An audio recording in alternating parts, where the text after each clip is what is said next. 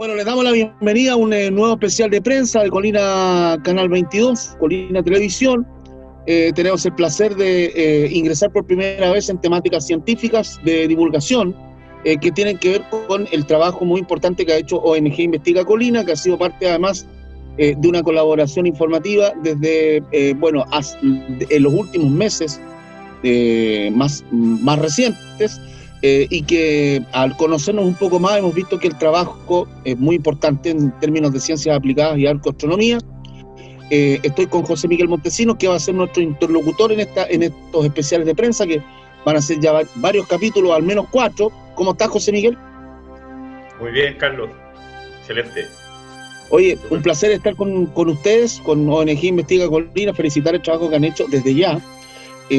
Pero hay siempre la necesidad de establecer capítulos. En este primer capítulo vamos a hablar de establecimiento y roca lunar. Lo vamos a dejar ahí como título. Cuéntanos todo, José Miguel, ¿de dónde viene? El concepto de arcoastronomía también es bueno explicarlo también. Sí, genial. Mira, contarte, Carlos, que justamente yo soy profesor de física y matemática. ¿Ya?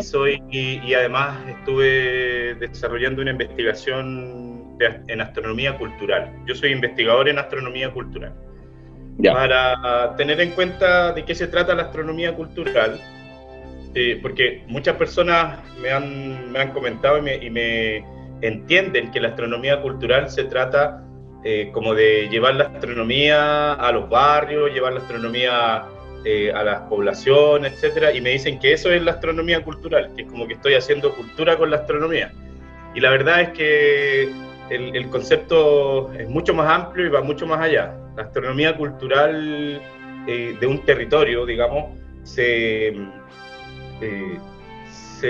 entiende como la simbiosis o una mezcla, ¿cierto?, entre diferentes ramas científicas. Una de ellas es la etnoastronomía. La etnoastronomía es lo que yo puedo estudiar desde el punto de vista de los conocimientos astronómicos que un pueblo originario fue capaz de transmitir de generación en generación. Es decir, la etnoastronomía yo la hago haciendo un estudio con las personas vivas de una etnia, ya sea mapuche, y sería etnoastronomía mapuche, si es diaguita, si es inca, si es rapanui. Entonces, estoy haciendo etnoastronomía cuando yo estudio los conocimientos astronómicos que la gente se ha, digamos, transmitido por generación en generación. Ahora, por ejemplo, si en Rapa Nui a la estrella, no sé, a Antares, para ellos es Deyatanga, por ejemplo, o por ejemplo para los mapuches la luna es Puyén, ¿me entiendes? Entonces, todos los conocimientos astronómicos que tiene un pueblo se conoce como etnoastronomía. Ya. Ahora bien, si yo no tengo la oportunidad de encontrarme con una etnia que hoy día esté viva, ¿cierto? Porque, por ejemplo, hacer etnoastronomía con los Rapanui es muy simple porque existen los Rapanui, hoy día están vivos, ¿ya? Están más vivos que nunca. Con los mapuches lo mismo, con los diaguitas ya es un poco más complejo porque no hay muchos diaguitas vivos y la información básicamente se ha perdido. Ahora, cuando yo observo un pueblo originario que ha dejado su registro arqueológico y voy y estudio los sitios arqueológicos y observo que para construir estos sitios arqueológicos fue necesario grandes conocimientos astronómicos, esos conocimientos astronómicos yo a partir del estudio de las estructuras que ellos dejaron, logro identificar que para poder construir, por ejemplo, en Rapa Nui un aju, o en el norte un geoglifo, en el caso de la cultura concagua, un geoglifo gigante, ellos se guiaron por las estrellas para poder hacer sus construcciones, eso ya se llama arqueoastronomía. Arqueoastronomía. La arqueoastronomía... Si lo pudiésemos decir, es como que tú deduces de que ese pueblo en el cual no hay representantes vivos a los cuales tú puedas entrevistar ni investigar, tú aduces que ellos han tenido conocimientos astronómicos toda vez que la orientación, por ejemplo, geográfica, incluso desde el punto de vista de los puntos cardinales, te dice a ti que ellos fueron observadores de las estrellas. Exactamente. Fíjate, por ejemplo, yo puedo hacer arqueoastronomía en las estructuras del pueblo inca, ¿ya? Ya. Observo un sitio arqueológico, observo que ese sitio arqueológico tiene una intención. Esa intención, por ejemplo, es determinar, gracias a la construcción, a la orientación que tiene esta construcción, de determinar, por ejemplo, cuándo son los solsticios, cuándo son los equinoccios, cuándo ocurre luna llena, cuándo ocurre luna nueva, etcétera. Para los antiguos esto era muy importante y no construían nada al azar. Entonces, esa información que, a pesar de que yo no le puedo preguntar a un inca vivo hoy día, oye, ¿cómo construyeron este sitio? Sino que a partir de la observación y del estudio que yo le hago al mismo sitio, me doy cuenta que para poder construirlo de esa forma, como está construido, se requirieron grandes conocimientos matemáticos, ¿ya? O grandes conocimientos astronómicos, grandes conocimientos de la mecánica celeste, por ejemplo, ¿sí? Eso es arqueoastronomía. Ahora bien, si nosotros le agregamos, por ejemplo, conocimientos de astronomía moderna, astrofísica, ¿sí? Y trabajamos hoy día con los conceptos. Nosotros sabemos que, por ejemplo, Marte para los Rapanui es Mata Mea Mea, que significa Mata es ojo, Mea Mea es rojo. Para ellos, para los Rapanui, Marte era un ojo rojo en el cielo que tenía, de alguna forma, cuando aparecía en su perigeo, cuando está más brillante en el cielo, cada cierto tiempo, cada 3 años más o menos, Marte tiene un máximo de intensidad luminosa. Para los Rapanui era un mal augurio, ¿ya? Entonces, toda esa información, hoy día nosotros sabemos que Mata Mea Mea es Marte, ¿sí? Sabemos que es un planeta, pero los antiguos no comprendían, digamos, de qué se trataba, y para ellos la mayoría de las cosmovisiones habla de deidades, ¿ya? Asumían en el cielo estas deidades. Ahora, como decía yo, la mezcla entre etnoastronomía, arqueoastronomía y astronomía moderna es lo que se conoce en el mundo científico como astronomía cultural. Es decir, perfecto. Yo de un pueblo... ¿Perdón? Sí, ahí quiero explicar entonces el primer concepto importante. Claro. Entonces, la verdad es que en nuestros últimos 3 años, yo he estado desarrollando en varias partes de Chile esta investigación arqueoastronómica, ya que en algún minuto, viviendo en Coyhaique, viviendo en Cerro Castillo, en el sur de Chile, un abuelito, un señor que era de una etnia huilliche, me explica él en Coyhaique cómo unos sitios arqueológicos que están en Chiloé están conectados con el gigante de Atacama, que obviamente está al norte de Chile, y además cómo estos sitios arqueológicos están conectados con otros sitios de otras partes del planeta, ¿sí? Y entre ellos estas conexiones nos llevan a la isla de Rapa Nui. Ahí, durante 2 años, desarrollamos una investigación acuciosa de varios sitios arqueológicos. En realidad, estamos hablando de alrededor de 88 sitios arqueológicos en una zona más o menos de unos 18 kilómetros cuadrados, que tienen estas alineaciones, tienen como se dice, están conectados con la estrella. O sea, ninguno de los puntos, ninguno de los sitios está, digamos, puesto al azar, sino que los antiguos se guiaban con una planificación territorial muy precisa relacionada con lo que ellos observaban del entorno, ¿ya? Entonces, perfecto. José Miguel, te voy a preguntar, sí, te quiero preguntar respecto de esto. ¿Tenemos sitios arqueológicos en Colina que estén conectados también a esta red? Ya, eso es lo que para allá quería yo llegar, ¿ya? Ya. Esta investigación arrojó varios resultados que en su momento van a ser publicados en una revista en Europa, en varios idiomas, y en este momento está en proceso de salir, digamos, de que se realice la contrainvestigación, y luego va a salir publicado en alguna revista, y ahí se va a determinar que efectivamente pudimos comprobar de que los sitios que están construidos tienen relación directa con la posición de un mapa estelar de una cierta época del año. Y no es cualquier época del año, sino que una época del año especial. Ya estamos hablando de sitios arqueológicos que pueden, a través de la observación del entorno, determinar si estamos entrando en un nuevo ciclo anual del movimiento de la Tierra alrededor del Sol. Específicamente, los cambios más importantes se dan justamente en los solsticios, o más bien dicho, cerca de los solsticios, ¿ya? Porque este solsticio que nos da el calendario gregoriano, que nos dice que el 21 de junio, hoy día ya está súper estudiado, para los antiguos se guiaban por un cúmulo estelar que se llama, para los griegos, las Pléyades, ¿sí? Sí. Y para los Rapanui es Matariki. Ahora, nosotros una vez extrapolando la información que pudimos recabar en Rapanui, pudimos notar que hay cierta conexión que nos está guiando hacia diferentes puntos del planeta.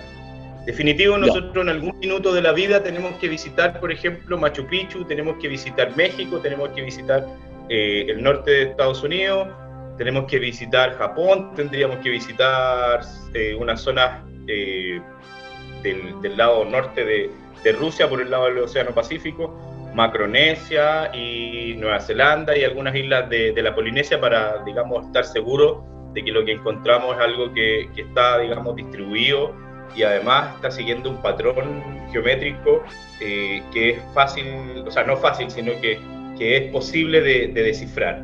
Y dentro de esos puntos que yo hablo de conexiones con el gigante de Atacama, que está en el norte, con unos sitios de Chiloé, hay uno de estos indicios nos trae hasta las cuencas, la cuenca de Chacabuco, ¿ya? Estos indicios, cuando yo llego de Rapa Nui el año pasado, en noviembre, y traigo este punto que me entrega, digamos, este indicio arqueoastronómico, y al ver lo que está en mi ciudad natal, yo dije, por aquí voy a continuar, ¿sí? Voy a ir a observar qué es lo que ocurre en este punto, etcétera, etcétera, y cuando llego me voy con unos amigos, llevamos el telescopio para observar qué pasaba en el lugar, bla, bla, bla, y nos encontramos en un punto cercano a Quilapilún. Ya. Ahora, yo sin saber, en Quilapilún hay una zona que tiene muchos petroglifos, ¿ya? Y cuando estamos en el punto donde yo tengo que observar, porque el indicio me lo indicó, digamos, yo traía coordenadas geográficas y llego al lugar, uno de los amigos al cual yo había invitado a esa observación astronómica me dice, pero Miguel, profe, 50 metros más allá hay un petroglifo.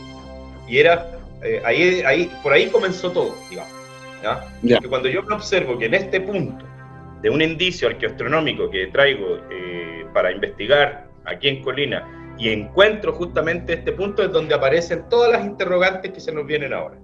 Ahora, perfecto. Como este punto, el primero que traigo, porque para mí este indicio es un indicio geométrico, digamos, no era el más importante. Hay otro indicio, porque en realidad yo tengo, en un principio, tengo la sospecha de que existen alrededor de 300 sitios arqueológicos que en Colina, ¿cierto?, en diferentes partes de la cuenca de Chacabuco y de la cuenca del estero Colina, están conectados siguiendo un patrón que inmediatamente uno puede observar que está, para poder, para que lo pudieran haber construido, necesitaron tener conocimientos del cielo y conocimientos del firmamento de la época, ¿ya? Perfecto. Entonces, José Miguel, podemos compartir obviamente algunas imágenes, fotografías del petroglifo, de esos sitios arqueológicos, básicamente sin poder liberar cosas que ustedes no quieran, sino que las imágenes en este programa, un especial de prensa de Canal 22, tú nos puedes ir básicamente graficando esto mismo que nos estás diciendo con la imagen. Exactamente, sí. A ver, lo que podemos observar es un petroglifo que está en una roca, ¿cierto?, que tiene una alineación, y esa alineación permite encontrar el momento, o permite coordinar o observar el momento exacto cuando el Sol está en su máxima elongación el día... a ver, ¿por qué? En la cordillera yo observo el Sol, ¿cierto? ¿Ya? Que en el solsticio de verano tiene su máxima elongación hacia el sur, es decir, el Sol y la Luna salen por un punto de la cordillera que se acerca hacia el sur, Eso es en el solsticio de verano. En la medida en que la Tierra continúa su trayectoria alrededor del Sol, la observación aparente del Sol es que se va corriendo por la cordillera hacia el norte, la máxima elongación en el solsticio de verano, y después comienza su trayecto, empieza la eclíptica a moverse hacia el norte, la Luna y el Sol salen cada día más al norte, más al norte, más al norte, más al norte, y hay un momento en donde es su máxima elongación ahora en el solsticio de invierno, donde en ese punto este petroglifo que está en Quilapilún, que es un puma, aparentemente muchos investigadores lo han determinado que tiene una forma, digamos, zoomórfica, se refiere, sí, zoomórfica. Para los antiguos, el puma tenía una connotación súper importante, porque dentro de estos tres mundos de la cosmovisión andina, el supramundo, que está conectado, digamos, con el cóndor, el mundo terrenal está conectado con el puma, y la serpiente, digamos, relacionada con el conocimiento, conectando el mundo interior. Este puma, que está grabado en una muralla, que ha sido bastante estudiado, en una muralla rocosa en Quilapilún, se forma un ángulo de 90 grados con el día más importante de alguna forma del año, que tiene que ver con la llegada de este nuevo ciclo, y este nuevo ciclo se da justamente en el solsticio de invierno, ¿ya? Esto sería ahora, el 21 de junio. Eso sería el 21 de junio, pero la alineación no se produce el 21 de junio, Carlos. Y eso es súper interesante, porque nosotros estamos siendo guiados hoy día por digamos, un calendario que fue creado por los griegos, digamos, y de alguna forma estamos determinados por las observaciones científicas actuales, pero los antiguos no tenían esta información. Y a través de los años se ha ido, de alguna forma, el firmamento ha ido teniendo sus pequeños cambios. Entonces, nosotros observamos que el día no es el día exacto del solsticio, donde se ocurre, del solsticio de invierno, que es el 21 de junio, donde ocurre realmente esta alineación, sino que ocurre días antes, ¿ya? A partir más o menos del día 9 de junio, es donde observamos que entre el 9 más o menos y el 25 de junio, en esos días es donde se produce una alineación que es maravillosa, porque es un ángulo recto, es un ángulo de 90 grados, justo con la pared donde está haciendo, o sea, donde fue, digamos, grabado este puma, o dibujado en la roca este puma, y eso significa que si tiene un ángulo de 90 grados con la eclíptica, en esas noches la luna sale exactamente alumbrando digamos, de frente a este petroglifo. Entonces, nosotros pensamos, esto es hipótesis, hay que demostrarlo, hay que desarrollar una investigación bastante acuciosa, de que justamente este puma que está dibujado en estas rocas es justamente un indicio arqueoastronómico que permite identificar cuándo llega el nuevo año, ¿sí?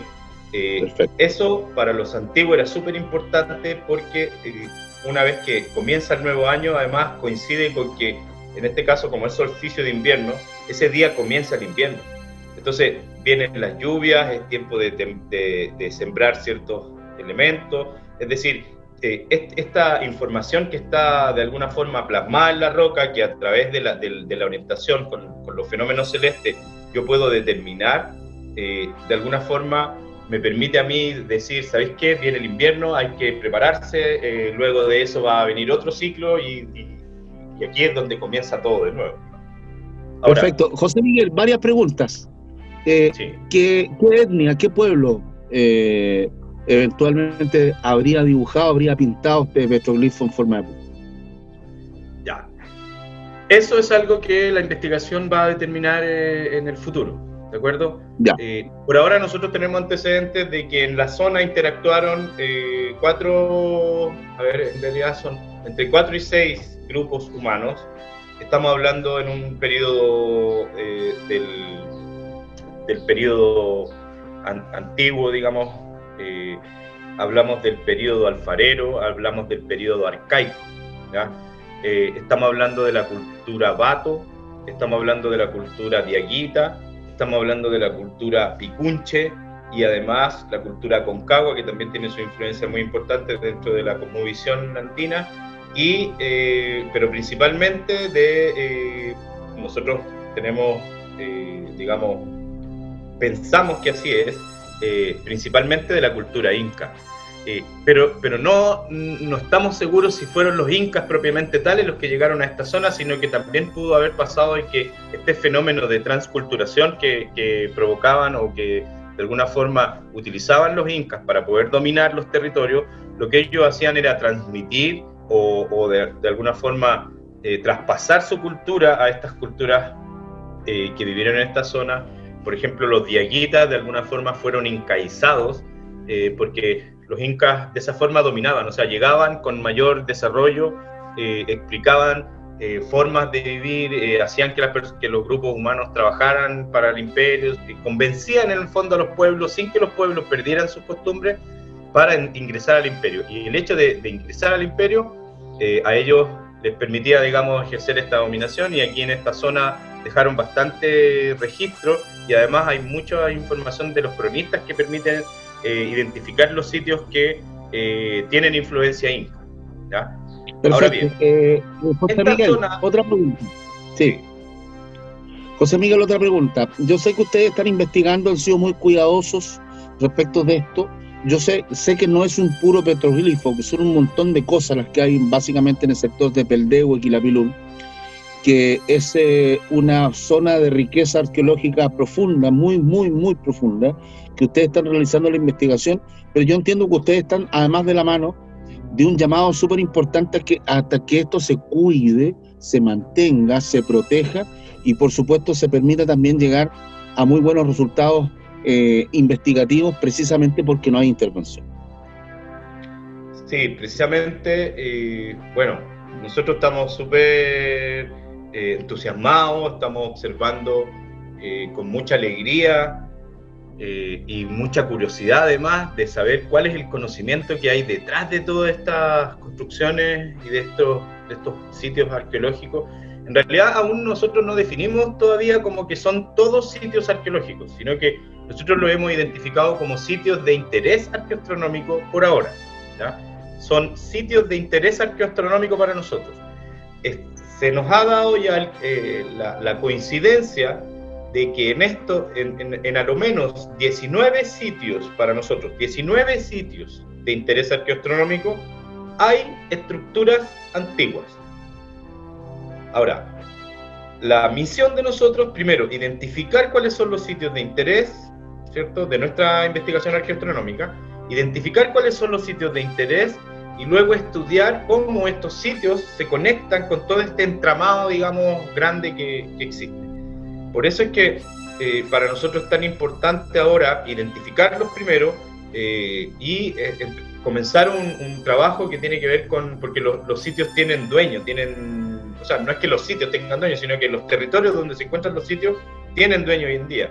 Y en algunos casos, por ejemplo, el dueño es el ejército, en otros casos es un fundo que tiene también un dueño, en otros casos son terrenos arrendados por las empresas mineras, en otros casos son lugares, un terreno donde, por ejemplo, hay una empresa inmobiliaria que ha desarrollado todas sus obras, etcétera, y por lo tanto pensamos que todo el patrimonio natural hoy día está en un grave peligro, ¿ya?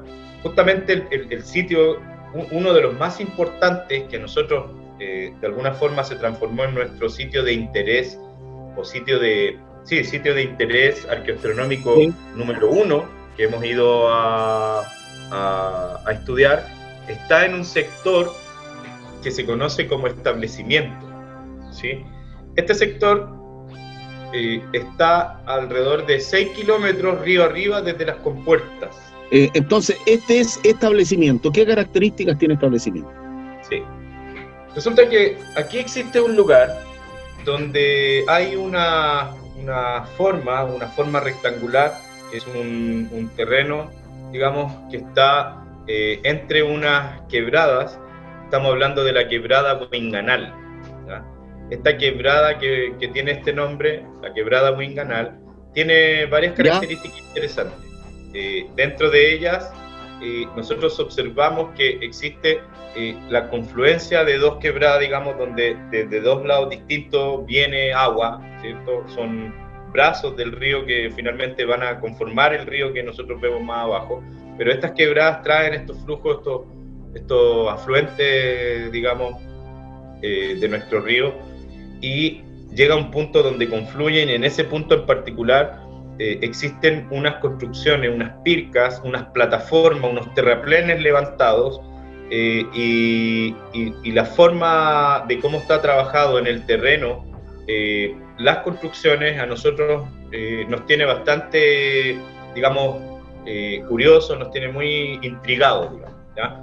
Porque en este sector los registros históricos de Colina indican que ahí existió una fábrica, una antigua fábrica de ladrillos, ¿ya? Esta fábrica de ladrillos se comenta que fue, digamos, construida sobre una mina antigua. Esta mina antigua era, o sea, el lugar donde está emplazado estas estructuras, digamos, de piedra, tienen unas pircas muy grandes, tienen una zona como rectangular hacia el lado de atrás. Luego en la parte delantera tiene unas plataformas que todo parece indicar que ahí en su minuto estaba emplazada una especie como de ruca o con diferentes, digamos, formas.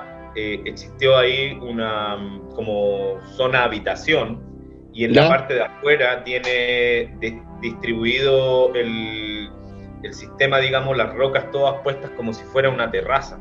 Tiene puertas, tiene como una especie como de corrales hacia atrás, tiene toda una zona delimitada y todo con un sistema de construcción bastante antiguo. Ahora, este mismo lugar tiene además, se nota inmediatamente, una plataforma que fue claramente intencionada, levantada y puesta de alguna forma en nivel, pero con unas técnicas de construcción bastante antiguas. Nosotros hemos estado observando el lugar y hemos encontrado ladrillos, ¿cierto? Y los ladrillos tienen indicaciones, o sea, tienen unas marcas, y estas marcas hablan de una empresa antigua, ya, de una empresa inglesa. Las marcas que tienen los ladrillos que hemos encontrado son ladrillos que quedaron ahí de los restos. En algunos casos se nota claramente un nombre que se dice Staffordshire. Staffordshire. Sí. Staffordshire. Hay otras que tienen una marca que habla dice Cowen. Estos ladrillos tienen impreso en sí estas figuras, estas letras, ¿cierto? Que nos hacen inmediatamente pensar que bueno, aquí se impuso la marca de una empresa extranjera funcionando, fabricando ladrillos, ¿cierto? Ya, pero eso estamos hablando nosotros de principios de siglo.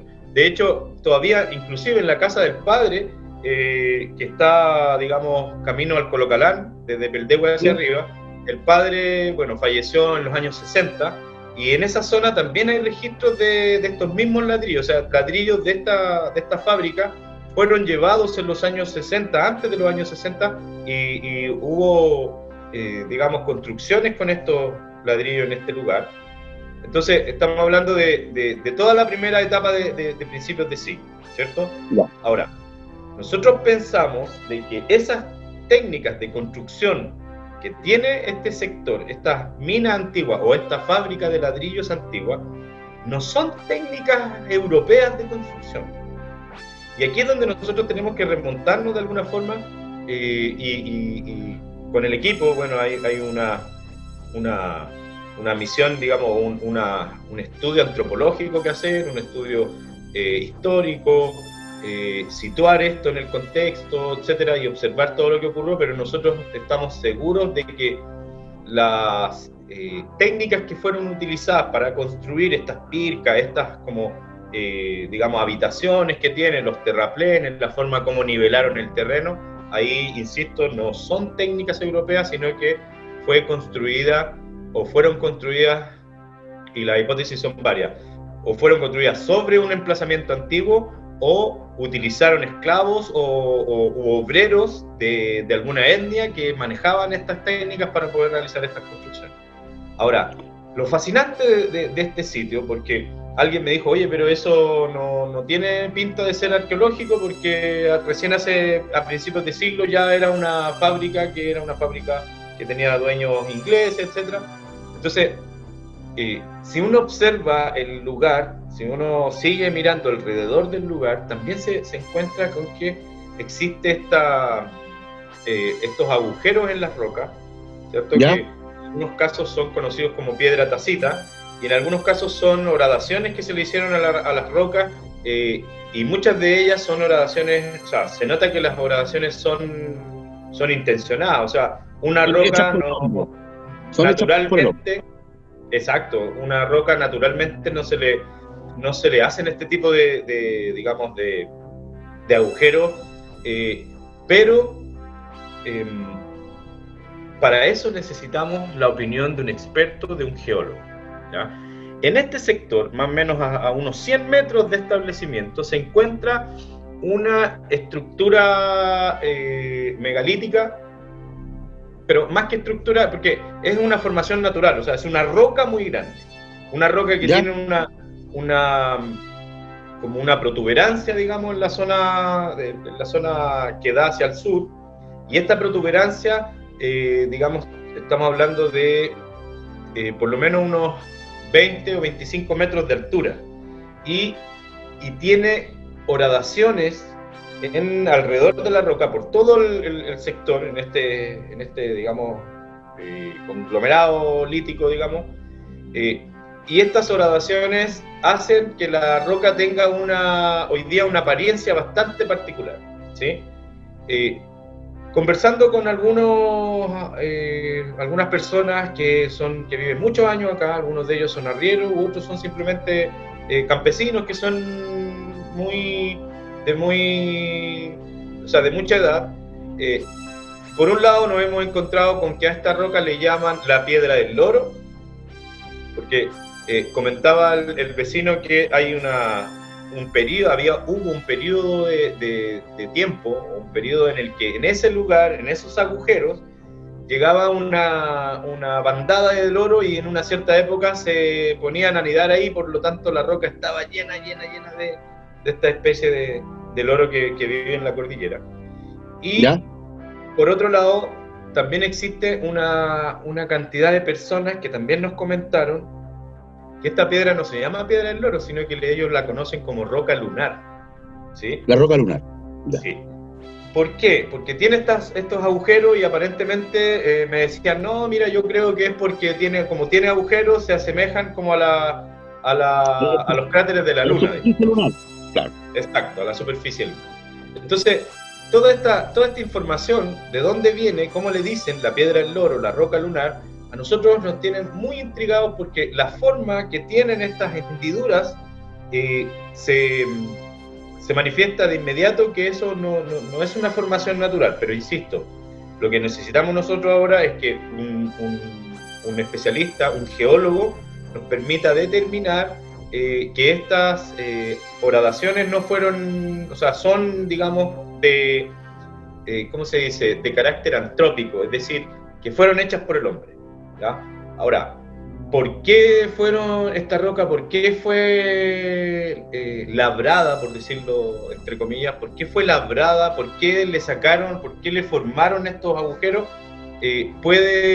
La investigación también ahí nos lleva a algo súper interesante, porque si uno observa la roca desde una cierta distancia, ocurre un fenómeno bien interesante que se llama pareidolia, y que era muy presente dentro de la cosmovisión antigua, y uno, al observar la roca con estos agujeros desde una cierta distancia, se ven ciertas formaciones, y uno se imagina como una especie como de esfinge.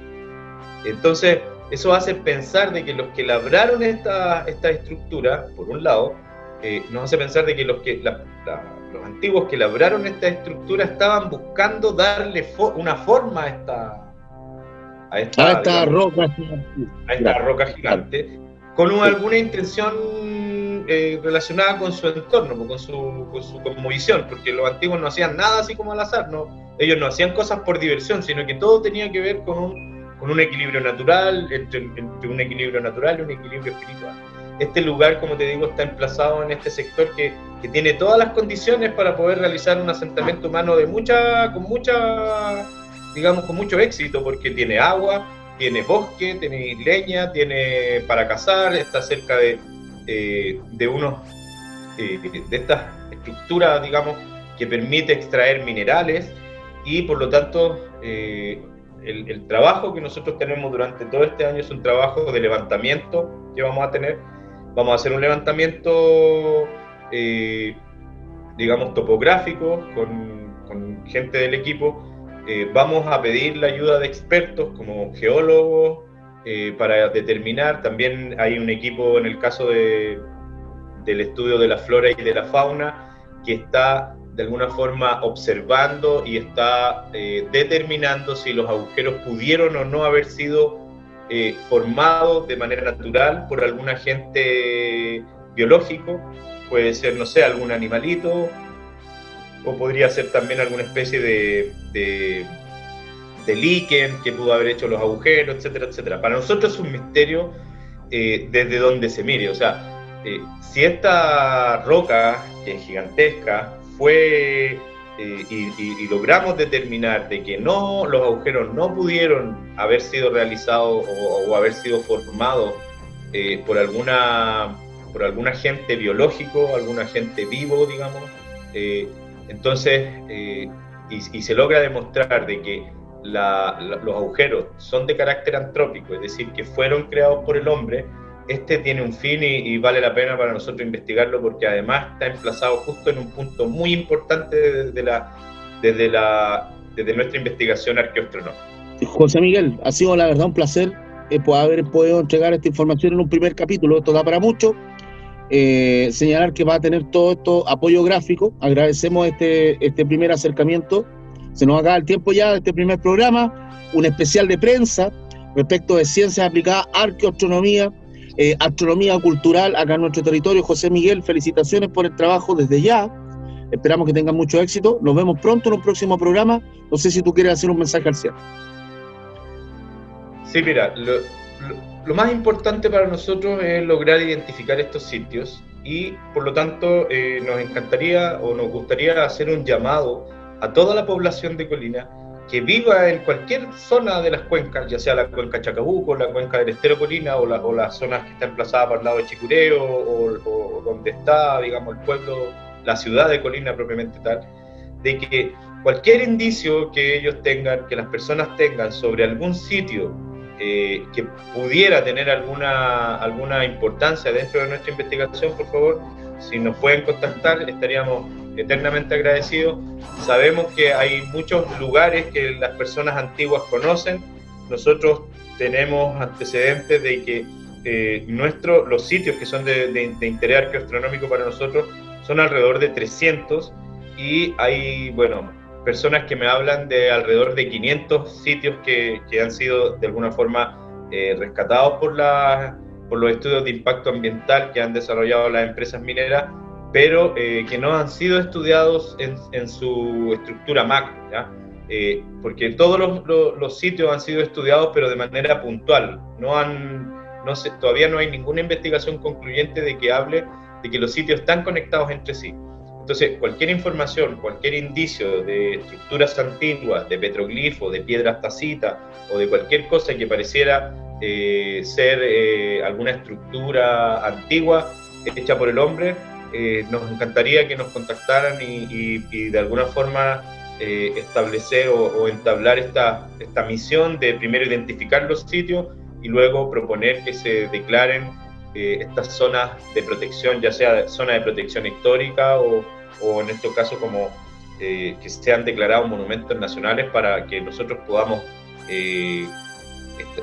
desarrollar acciones que puedan proteger estos sitios, que es lo que más nos importa a nosotros. Rescatar el patrimonio cultural, proteger el patrimonio es, yo creo, para nosotros súper importante, porque de alguna forma nos está entregando digamos, indicios de lo que fue el pasado de Colina, ¿sí?